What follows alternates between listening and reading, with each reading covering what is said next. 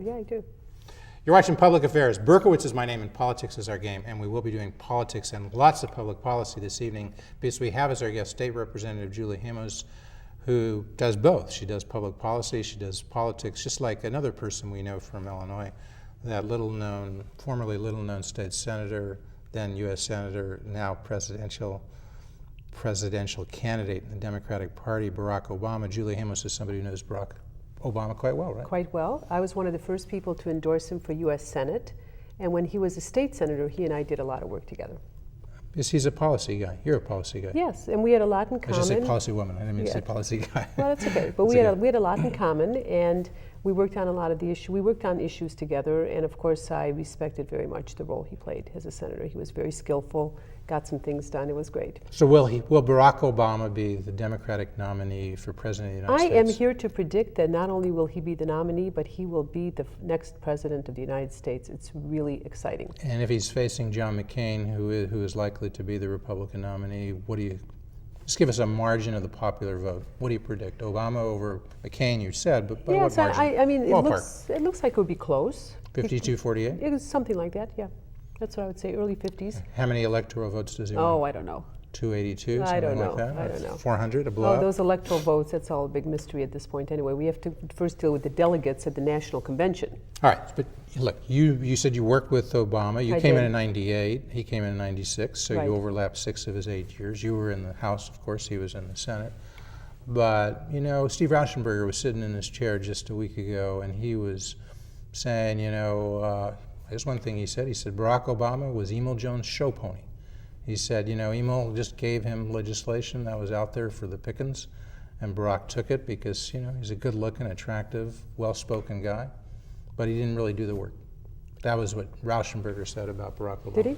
What do you say to Steve Rauschenberger? Rauschenberger, at the time that he was in the Senate, has some other colleagues on his side of the aisle, Republicans, who in fact have gone out on a limb to support Obama and to even do commercials for him. So other Republican leaders or other Republicans see it differently. And I don't know because I wasn't in the Senate, but I certainly believe that Barack did some very good work when he was in the Senate. It takes credit for some great public policies in Illinois. I have always given him credit for something very important, near and dear to my heart, which is videotaping of interrogations and confessions. This is a state policy that nobody wanted to touch with a 10-foot pole. The police, the state's attorneys were against it. It was part of our criminal justice reform package. It was very difficult to do, and Barack was already running for U.S. Senate, rolled up his sleeves, put all of his skills into bringing the people to the table and got that public policy done. I always gave him 100% of the credit for that.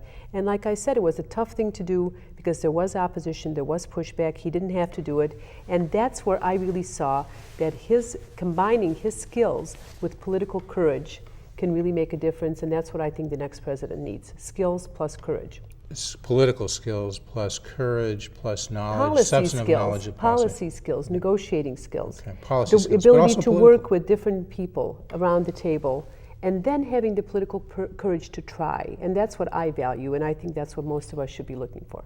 And that was that part of the capital punishment reform? Yes. But it came broader. They now videotape, as I understand it, interrogations and confessions, not just in capital cases, but in all felonies. Is that right? Yes. But they being the state's attorney's offices. But Barack really started that. Mm-hmm. And it was something, again, nobody asked him to do it. It was a very tough thing to take on. Nobody wanted to because we knew that there was pushback from state's attorneys and police at the time. They were very nervous about it. I think now they understand the value of it too. And when I took Barack around the North Shore and introduced him to the North Shore at a time when nobody had ever heard of him. When was that? When did you start doing that? When he was first running for U.S. Senate, and nobody had ever heard of him. 2003. 2000, and they had to hurt him because he Oh was no, on. He 2002. That's right. He was actually You're on the this ballot. set. That's right. In Barack 2003. Obama was first Yeah. on this set in your chair in 2001. Huh. So Okay. he was on public affairs in So- 2000, talking about racial profiling legislation that he sponsored. Well, that's very significant. Right. So when I took him around and introduced him up here, and we went into living rooms, and there were all these coffees, that was the story I told, because I think that's a telling one. That tells us something about who a legislator is and what kind of policies he takes on and how he really gets it done. So I don't see that as a, whatever Rauschenberger called it, a show pony or something like that. I see that as serious policy work. Well, you see, Rauschenberger suggested, at least when Pate was there, when Pate Phillip was there, he kind of got Dillard started on some of this stuff. So Dillard was, in a sense, he didn't say it, but he might have said it. Dillard was Pate Phillip's show pony. Okay. And the capital punishment reform, Rauschenberger said the real person or the real entity behind that was the Chicago Tribune in their effort to get a Pulitzer. And then it was just handed to Dillard and, according to Rauschenberger, handed to Dillard and Obama to take this legislation that was basically worked up by the Senate staff. You know what? I don't really know. It is the Okay. Senate, and I think it's also history, old history. I just took on a project that some people would say I was Madigan's show pony. I don't think so. I haven't Which is heard the that whole about you. transit agenda, and that's something, that's a committee that I created. I went to him, to my leader, to Speaker Madigan, and I said we need to really understand the needs of transit. It was a 3-year process. It was really bipartisan. Unfortunately, the votes didn't reflect that. Kind of broke my heart at the end. But that's the work that I've been doing as a policymaker in Springfield. So I understand that whole concept of bringing people around the table, trying to forge bipartisan consensus, doing real problem solving. Which you got. It took you 2 years essentially to Really do it. three. Right? 3 years to get the kind of mass transit Reform with funding, that's right. But the reform especially was on the financing side, less so on substantive side in terms of... I would say that my critics say that, you know. Well, my input into this bill really is looking at the whole relationship between CTA, PACE, and METRA with the parent agency, RTA. And it was very important for me to create an integrated regional system. And what I believe that we also accomplished in this bill is a set of reforms that give the RTA much more power in dealing with the 3 transit agencies so that they will work as one, hopefully not such a dysfunctional family, that they will really work together to create one system. We had to give RTA new roles, new powers, new accountability, a much different kind of relationship there. But some critics might say, is there reform in terms of how the kids act, how the CTA acts, how METRA acts, how PACE acts, or is it going to be the same old way? Do you sort of have the unions pushing for higher settlements, which result in higher fares and a bunch of feather bedding rules, if we can steal a term from the railroads that used to be used? In other words, instead of auctioning off routes to the most efficient person, that is to say, how much do you think you could run this route for if they're a private entity? We have a lot of routes the private individuals claim are run inefficiently. That would be reform, because then you're auctioning it off as opposed to just going to the CTA, who's in a sense is a So monopoly. Jeff, we didn't get into that level of what I Can would you do it consider now? micromanagement. But could you do it now, or do you think? I would say we did not do that. What we did was we gave more responsibility and authority to the RTA to be the parent agency it needs to be. Do you think they'll do that? Well, I think that some of the issues you're talking about really are about decisions that are made at the transit agency level. They still will have that kind of responsibility. We didn't bomb the system. We didn't say there are no more transit agencies and now everything's going to be according to one set of rules. We didn't do that. And one thing you focused in, when I say reform, as you say substantively, but also on the finance side, the reform was basically on the operating side, didn't get into the capital budget or capital needs. That's right. Very That much, is still right? an outstanding need. Now, there is some capital in our bill too, and we could maybe talk about that, but I don't know that we It's need to. a small amount relative to What I really believe and I understand is that the state of Illinois still has a need for capital and capital funding. Okay. And that means a big infrastructure bond program. And so when you're talking about the capital budget, which people are talking about more broadly, gets us into the whole budget issue, and the governor said, we're taping the show on February 24th, year 2008, but on February 20th, the governor, as you know, and you were probably there, Yes. came out with his state of the budget. And part of that deals with the capital budget for the state of Illinois, and what you're saying, part of the capital needs for mass transit would be part of that capital budget for the state of Illinois. Is So that let right? me so let me explain what this is. In 1999, my first year as a legislator, we had Illinois First. That was our last capital budget. And with that capital budget, we funded roads and bridges, transit capital, and school construction. And that is the need that we have right now. To repeat that, that was a 5-year plan, but it was in 1999. It's expired, there's no more money for that. We have crumbling roads, we have deteriorating bridges, we have problems, of course, we know with the CTA red line, with slow zones. So this is an outstanding need that we have in the state of Illinois. It's very big, it's very expensive, and we haven't yet agreed on what we would do to pay for that. Well, yeah, and it does tie into the general budget, but Berkowitz initially last year came out with a proposal for a $25 billion capital budget plan. We don't really know whether he's suggesting the same because, as people always say, he doesn't give you the details, and as Speaker Mike Madigan and others would say, the devil is in the details, right? You know, so it's And he uses that term, devil. Devil is in the advisedly, details, Yes. right? We know who Speaker Mike Madigan means when he says the devil.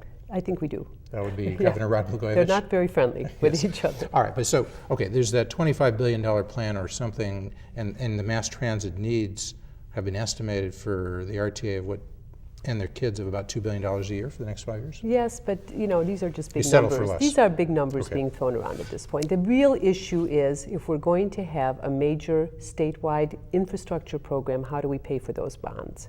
And that's where we've gotten stuck. What has been on the table now for at least 6 months is gaming, an expansion of gaming. That means new casinos, expansion of existing casinos, new casinos at racetracks. It's all been about gaming. And I'm not sure that that's really going to pass muster. Or Not so much slots at casinos, racetracks, yeah. okay. Well, they're mini casinos, really, is Right, what they would be. okay. They're called racinos. So you're right, all of that is in there, and then, of course, now the 10th license, which has not And been that's available. also up for is now grabs up for right grabs. now. So that's a right. revenue source. So that's a revenue source. So that's what the only thing that's been on the table so far, and that's controversial. It may not be the best way to fund an infrastructure bond program. If we don't do it that way, what can we do? That's all up And the for grabs governor right has now. said he's got an idea. One idea was leasing of the lottery, since it generates about $600 million a year for the state. If you capitalize that in a long-term lease, 30 to 50 to 75 years, you're talking about $10 billion, is what they estimate, $10 to $12 billion Well, yes, for that but lease of the lottery. Yes, but the problem we have with leasing the lottery, it sounds good on the face, maybe, it sounds good for some people, but right now it does pay $650 million a year for education. So if we're using it for some other need, and if we take the revenue from it, and if we're going to use it, then what are we going to replace it with for education? We haven't figured that out. And what does Rod Blagojevich say, the governor say, when people ask him that? Well, it's mushy. It's like his whole state of the state budget, all like one big marshmallow puff. You know, we So don't get you don't clear get an answer to that. answers to real problems. He That's hasn't been right. on this show in a while. We'll try to get him back so he can Good answer luck. himself. So there's that lottery as a source, at least of the lottery as a source of revenue. There's also the so-called securitization of the tobacco This settlement. is also very complicated. So we get tobacco monies from a settlement, a big lawsuit that was lodged against the tobacco companies, and the tobacco companies all over the country are giving money to states, and that's good. Annually. And we use it for health care. Annually, Alexei Janulius, our state treasurer, said that goes up until the year 2025, and I think John Filan says no, it goes indefinitely. Well, I don't Does think it anybody goes know? indefinitely. I That's don't what know Filan that. said? But the basic concept, when you call it securitization, it means basically taking the monies that will come in the future and to pay for current needs. So again, it's a long-term debt for the state to pay for current needs, and that's something we're not so inclined to do. When we talk about the lottery sale, that's the same concept. Trading when we money talk for about current. this, trading the future for current current. needs. Yeah. That's the Rod Blagojevich solution. To get us, he would Yeah. say, get us over the hump, the slowdown of the economy nationally and in the state, and we'll get to his economic stimulus in a second. Oh, yeah. But so he says, get us over the hump. Some people somewhat cynically say what he means is get us through the second term of Rod Blagojevich, he'll be gone and doing something else, and then it's somebody else's problem. Is that being too cynical? Well, no, I don't think it is too cynical. I think some of us, and I myself am one of them, they have a long-term approach to this state. I care as much about what people are going to be, our children and grandchildren are going to be paying 20, 30 years from now at the state level as they do right now. So we have to be thinking long-term. We don't see that kind of long-range thinking by this governor. He's also proposed raising the tax on casino revenue 70%. And again, It's generating additional I revenue. certainly wish he hadn't thrown that out right now, right when our 10th license is up for Kind sale. of diminish the value of that. It's going to completely diminish the value of that sale at the very time What that we can you want say? people to He's- think that Illinois is somewhat stable and isn't going to continue raising and lowering that tax on casinos. That's the exact moment he throws that out. I have no clue why he did that. It was a throwaway line because he's looking for easy, cheap revenues. He doesn't want to do the hard work of passing something very real. That's the problem we have with our governor. $1 billion tax increase on employers of 10 or more people who don't have what the governor would call a sufficient health insurance program, either none or an inadequate one, they'll have to pay a tax. I think this would be a payroll tax of 3%. Be a tremendous tax on companies maybe starting up now, small companies. Yeah. So do you think you could support something like that? Well, this company starting up probably don't meet that threshold. So there is a minimum, and probably he would raise that minimum too. So it wouldn't be the smallest businesses. Well, or it's a junior company. I mean, say somebody's now 15 employees, they may have started 2 years ago.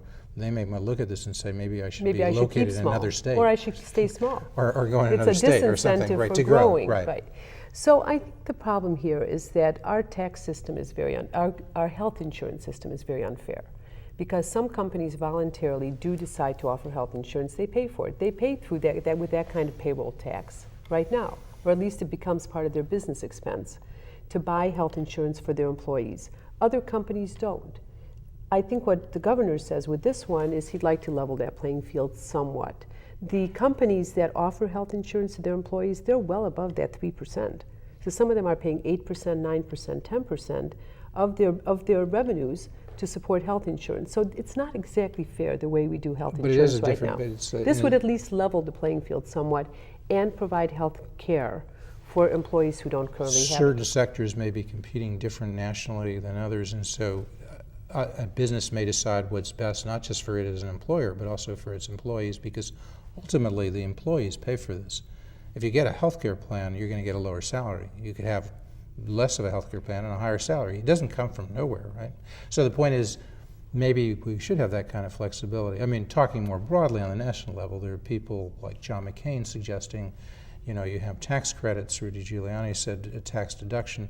So you sort of change the tax code so there's less of an incentive for health insurance only to come from an employer. Because right now the tax code gives a tax deduction for the company that pays for it, but wouldn't give a tax deduction or a tax credit to the individual. Yeah. So would that be a way to go to make it more equal? Well, I think you're pointing out something very important here, which is that these are national policies. National and issues. right now, the presidential candidates are all talking about health care. And I think probably we're going to leave some of it to the federal government to see Perhaps what they're best. likely to do. Right. Yeah, and I think that takes a push, that takes a kind of a pressure off of us to do anything right now, although if the governor were willing to do some modest expansions of the health care he's already started at the state level, I think that would be great. But some of his really grandiose ideas for health care expansion, I don't see us doing that either. He does view that as perhaps his claim to fame as a governor, that he will have established health insurance for low-income people in the state of Illinois. And I think he's already made a very important contribution with his All Kids program. So All Kids means that all children get health insurance or health care. So you give him credit for that? Well, I give him credit for that, but here's the downside. Because we don't pay our bills to healthcare providers, we don't really know that children are getting health care. Right. They have access to health care, but we don't know that they're getting it. So that's the problem with the governor's plans. If he doesn't follow through, and we're not paying for him, and we're not paying the healthcare providers who are supposed to offer it, then it's not really working. This is what former Governor Jim Edgar said recently in talking about that. He said, he'd be talking about the economic stimulus, which we'll get to in a second. He would say he'd focus more on dealing with the Medicaid hole, that is the $2 billion that are owed vendors, because he said eventually, as you point out, vendors, doctors, healthcare providers are not going to provide this to low-income people. So I agree with that. Yeah. I think we have a very serious problem right now. I think Dan Hines has done a good job of pinpointing this, that we have a huge mountain of debt to healthcare providers, Medicaid providers, and these are the very people that we need to be still involved in the system providing healthcare for low-income people. So Julie Hamos, what's your solution? Raise taxes? No, I think we do have to contain our spending, actually. Live within and our I think means. I think we'd have to live within our means. Last year, we didn't pass a budget, as we know, till August 10th. On August 10th, we passed a budget that was out of balance. There was no other way to look at it. We increased education spending. Well, that was a feel-good measure, but you know what? We never figured out a way to sustain that. And we probably shouldn't have put as much into education because we couldn't afford that. $600 million new dollars from the state to education, right? That's right. Last year. Yeah, and we haven't ever put that much money into the state and into the education system. We did that. We just found some money overnight. Okay. So and that with a big Medicaid debt. So I don't think we're already containing our sights and are looking realistically at what we can get done. On the other hand, the governor has a tax cut for corporations in Illinois who paid taxes last year. Right. And Where did that come from? Who knows? Will maintain employee benefits. He'll cut their taxes 20%. Yeah. But it doesn't seem to incentivize things. He's not looking forward and saying, we'll cut your taxes if you do such and such in the future. He's looking past. Well, not only that, but in the same 20-minute speech, like his little marshmallow fluff speech, he not only talked about giving money back to corporations one time only, but he also talked about that 3% payroll tax. So the corporations aren't necessarily fooled by this. The businesses aren't welcoming this little one-time relief. Yeah. But he says you need an economic stimulus in Illinois, so he's going to match, in a sense, the federal tax credit per child. So families who have per child and earn income, I think, is the standard, between $3,000 and $75,000 a year, they'll get a $300 tax credit next year from the state of Illinois if they've got one kid, $600. Well, you've noticed not that many states have jumped aboard this national economic stimulus package. It's good that we're doing it at the federal level, and I hope it works. But we can't afford it. And for the governor, again, with a mountain of debt and with no ways to pay for some of our current needs, or never mind expansion of the programs that we want to do, decided to do a one-time $1 billion giveaway to individuals with children and also to businesses. What is the point of that? And can we afford it? Feel good. And it sounds good. Well, if we could afford it, if we had money sitting in our budget right now, we had a big surplus, I would say that's a great way to go.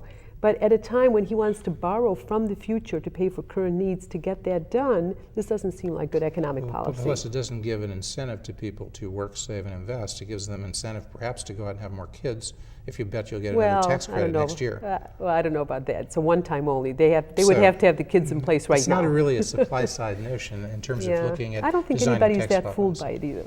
I mean, I didn't see a lot of applause when he announced it. If you were governor, just hypothetically, if you were governor of the state of Illinois, what would you be proposing at this time in terms of revenue? You said no tax increases? No, I didn't say that. Oh, okay. No, so you I did not favor say a tax increase at this point? Well, I would first of all, I would look at the Civic Committee's report, which they came out with 1 year ago. This is an influential downtown business group that started their report with this line: the state of Illinois is on the verge of economic implosion. Okay, this is a serious problem. So I would take their book. I have their manual on what we can do to dig ourselves out of this hole. And I would take that, I would bring together a bipartisan caucus and a bipartisan stakeholders to look through that report and figure out what we are willing to really work with. But and they also announced a tax increase, and I think some tax increases are reasonable if they're for the right kinds of spending. Income tax increase, was it 1% or 2%? I don't even remember. But is that something you would look at? Well, I would be open to increasing our revenues. I would be open to an income tax increase if it was going for realistic spending needs and to get ourselves stabilized in Illinois and to dig ourselves out of what I keep calling the debt that we have really gotten into with this governor. With a national recession, people would say, on the horizon, and Illinois seems to be affected more so, perhaps with its own policies, is now the time to raise taxes? It probably isn't. So would you hold off on that? Exactly. I mean, the Civic Committee's report was a year ago, and the economic climate was different even then. That's right.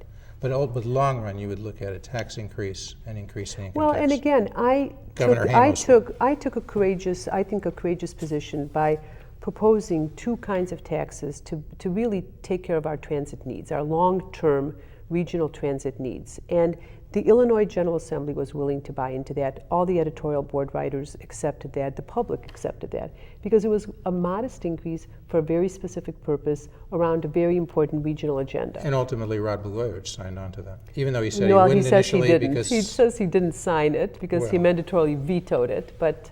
He didn't prevent it from going into law, which he could have. That's right. Okay. So, we were just talking hypothetically about Governor Hamos Would you think of running for governor of the state of Illinois in 2010? I think that there will be an interesting lineup, and we'll have to see who's really out there. Rod possibly would be doing that. Lisa Madigan possibly would be doing it. Great. Alexi Janulius, the state treasurer, might do it. You know what? I think we have a strong field at the state level, and we have to really see who's ready to step up to the plate. But you'd give us I think we need. I think everybody will be looking at that governor's spot, because I don't think we're really satisfied in the direction that the state is moving right now. So you would give it serious consideration? No, Jeff, I'm not ready to announce Not that. announce it, No. but would you give it consideration? I'm not going to announce that, please. Okay. I think what we are all looking at is how important a governor is in setting the course for the state. And right now, we are digging ourselves deeper into a hole. We are dissatisfied. I think we have some problems at the state level, and we all have to really work together to get ourselves out of that. Politically, the scene changes somewhat if, as you predict, Barack Obama becomes the Democratic nominee for President of the United States and he wins and becomes the president. His seat is vacated, which goes to 2010. If it's vacated in early 2009. I will not run for United States Senate. You will I will not. announce that right now. But Rod Blagojevich, as governor, would have the power to appoint for somebody Yeah. to fill out that term. There's speculation he could appoint himself. And then in 2010, some of those same people I mentioned for governor might choose to run against Rod for the Senate in 2010. This is just everybody's favorite speculation of the moment. This is a game and a sport in Illinois. Political sport is trying to figure out the next chess moves on the part of all these people. But we've I just learned really you have don't to know. do it early if you you're know going what, to do Jeb? it. I have a more serious concern right now. We have to get through this budget year Okay. at the state All right. level, which is going to be very, very tough, worse than last year. We have to do a capital Because plan, of the decline in infrastructure revenue, plan. there's more pressure on the state legislature than there was last year, because in a downturn, you're going to be collecting less revenue than you were last year. Right, it's a serious problem, and we took on some obligations last year that we probably couldn't afford to sustain. We probably can't sustain. We have a very big pension payment this year as part of our 50-year cycle to get to a funded ratio. That's a big problem. And we have this capital plan that has to get done for this construction season. It's time for us to work on that and really Okay. get moving on that. So to think about just for a second, with all of those needs you're outlining, wants, if you want, of the state, of the people in Illinois, declining revenue, your aversion to raising taxes, at least at this time, because of the declining economy nationally and statewide, then people might turn to you and say, if you're talking about getting by, it sounds like cuts, and where would you cut? And on that, while you're thinking about it, we're going to continue to speak as the credits roll, but I very much want to thank our guest, State Representative Julie Hamos, who is in her 10th year as State Representative. Right. She's in the 18th District. She represents the 18th District, which starts in the People's Republic of Evanston, liberal or progressive. No, actually in Rogers Park, In Rogers on the Park, south side. that's right, there's 10,000 Yeah. folks there. Then goes up through Evanston, which is liberal or progressive, however you like. Then goes into Kenilworth, which is a bit more... And East Wilmette, Kenilworth, and Winnetka. Okay, and a It's an sliver of interest- Glencoe. A sliver of Right, Glencoe. So it's an interesting district. All right, and so you came here, Washington. You came here as you left.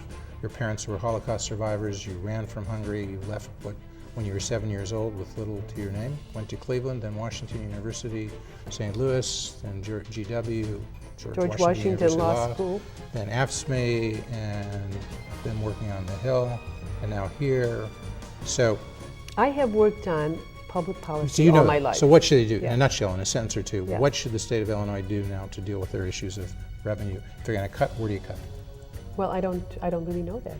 I think we have to take a look at this budget, and I think we have to look at all the ideas on the table. I think this is going to be a grueling year. Education, should you cut the rate of growth of at least education, if not? No, but I think it was scary that last year we just threw all this money in education and can't really.